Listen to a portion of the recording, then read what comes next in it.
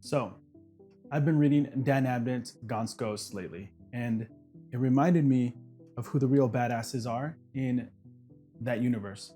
And it's the Guardsmen, standard humans.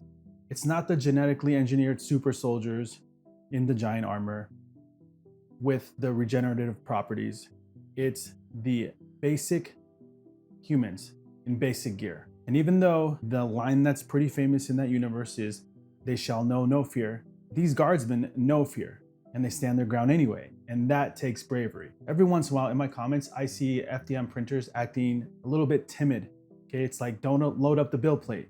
If one piece fails, then you're gonna lose everything, right? If you have a failure, if one part fails, and if this happens, then this happens, okay? Guys, if my grandmother had wheels, she would have been a bike. Today, we're gonna be printing the Doomsday Squad build kit from DakkaDakka Store on a budget-friendly K1 SE, my go-to for all my miniatures. And these are gonna be true scale 28 guardsmen who know fear. And I need you guys to be just as brave. It's time to stop printing one model at a time and learn exactly why packing a plate actually improves your quality. Now, what most people get completely wrong when it comes to this is that loading up your build plate isn't just about saving time, having to load something else later. It actually helps prevent print failure. Now, maybe you've seen people on other creators that print a calibration cube like in the back corner of a plate for delicate prints. And there's a reason for that. When you print a single tiny 28mm miniature, as we're printing today, the nozzle stays continuously in that same exact spot. And that plastic never really has enough time to cool down and harden. So printing that calibration cube or that just generic object on the other side gives some time for the cooling to happen while you're traveling in between those parts. It's actually why building multi-part build kits is actually more beneficial, and it's gonna actually be easier to do in the long run once you dial in your settings. Now, as that print gets taller, that soft form plastic starts to flex a little bit. There's wobbling. That's where you have most of those print failures occur, right? Maybe you have supports that come off, or in other scenarios where you have the actual print breaking off. Now, when you load a full plate, that tool head is traveling across multiple areas of your build plate, and it's giving every single miniature that much needed cooling time between those layers. That plastic hardens solids up, stability goes up, and your print failure rate ideally would plummet. To execute a full plate without anxiety, first you need to lock down your support workflow. We're setting up the Doomsday Squad using our signature Resin-to-FDM pipelines. Instead of spending extra time on manually placing supports on a dozen of these tiny guardsmen, these kits, we're just gonna lean on auto support generation in Lychee. Using my custom Hero One-Click FDM preset in Lychee Slicer, we instantly generate optimized supports across the entire build plate, specifically for FDM translation. So you're gonna notice that these supports just go straight up and down. We avoid those cross braces that I feel sometimes can lead to that failure again, because you're moving the FDM on those angled supports, which I don't think is the best for FDM printing. The one-click preset actually does about 98% of the work. And after that, it's just a matter of just finding some of the few areas, finding your bases. I tend to focus on the feet of the models themselves, where I am trying to create the most stable area. So those are the feet, any of the most lower facing parts of your models. And once you really have this part dialed in, then you can throw on an entire 6-man kit like I did here. Now, after we finish our Lychee support optimization, we're going to run into Blender using the Resin-to-FDM. And here we just make sure that our main stocks of supports are set to that 1.4mm contact points down to 0.24, and then we export straight into Slicer. This is the moment where I need you to be brave like those guardsmen. I need you to throw down a full build plate. And if it fails, then you're going to learn from it, and then you're going to maybe adjust your supports.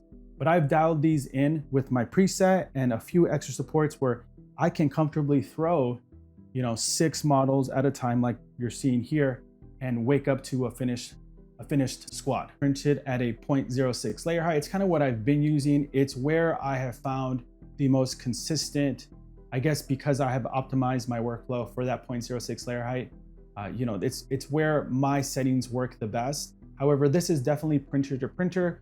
There really isn't a huge difference between a 0.08 and a 0.06. There is quite the difference if you've seen my layer height video from a 0.08 to a 0.04, because you're literally halving it, the amount of layer lines there.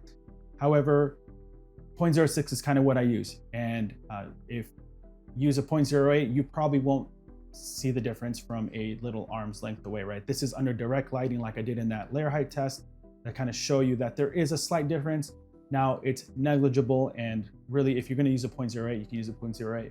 And there you have it. We have a full squad printed here. Now I did go with the main torsos first, and then I went with all the weapons, and then finally I threw that last at the end. The bases themselves, I actually printed on the K2 Pro using a 0.16 layer height on the 0.4 millimeter nozzle. I actually realized that a little too late, that these are actually 32 millimeter bases. So I still wanted to keep it. So removing the supports was pretty easy. Again, this time I went with the clippers because these parts are so thin. I was actually kind of worried of snapping them because I usually just kind of rip them off. So I kind of just used some clippers here. You can see just clipping the base here is going to remove most of it. I would just go right under the feet, gently just pinch across those supports. They come off. I do use some activator that I spray on the base there and on the areas that I'm going to connect using the Gorilla Super Glue. It's great, it's done. And yes, the base is a little bit larger, but it looks pretty cool. So I think what I'm going to do is eventually I'll remove the 32 millimeter bases and move them to their correct base size. So if there's one thing that I want you to take away from this video, is that I want you to channel your inner guardsman. I want you to show no fear. I want you to throw down some plates and optimize your workflow. Printing one model at a time isn't good for those delicate parts. And at the same time, having failures isn't good. But if you take your time and you really figure out what it is that's causing it, are your failures happening because your plate needs to be cleaned? Are they because if you're using a smooth plate like me, you're not putting the right type of glue on there? Personally, I use this layer near bed weld, and it's the one that I always use for the K1 SE. Sometimes I'll throw it on the K2 Pro, but usually that one is just wipe it down with a cloth and let it go. I don't really touch anything on that. Fingerprints, that's a big reason why some of these failures happen, is you're putting your hands all over it and then the prints are not adhering to that one area.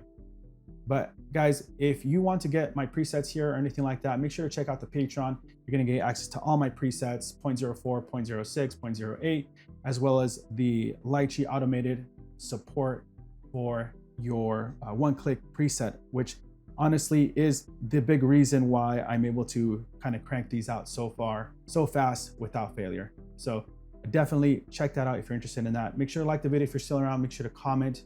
It really helps with the algorithm. And I will see you guys in the next one.